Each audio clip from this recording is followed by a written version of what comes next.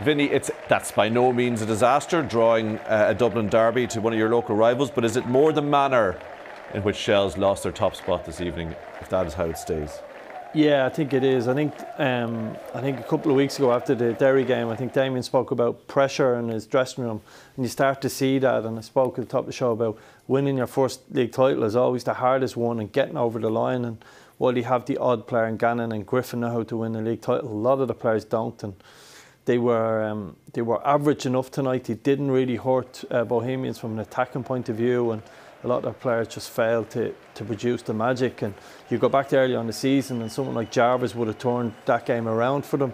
They've lost him. They haven't got Boyd, and some of the other players, Coote and Harry Wood, just hadn't performed tonight, to name a few. So Bohemians be very happy with it, but for Shelbourne it would be a worry if it was a Shelbourne supporter tonight.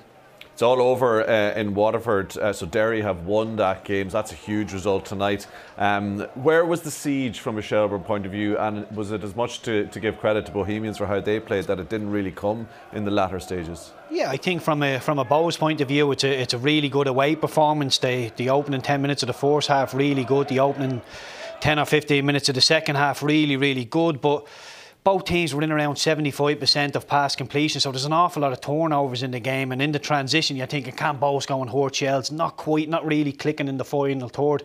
And when Shels had a chance to go and hurt Bows, just didn't have that killer pass. Neither team really showed the quality to be able to go and hurt each other. But the real worrying thing from a Shels point of view, from me, were really, really solid defensively all season, give very, very little up, but looked really open when they lost the ball. Gaps all over the midfield, maybe starting to get a little bit leggy. Been a really tough season, so I wouldn't be too annoyed about the attacking form, because I don't think Shels are a team that go and open teams up, at will. They're more of a defensively rigid team, and we're going nick a goal. So the defensive display is a worry for me.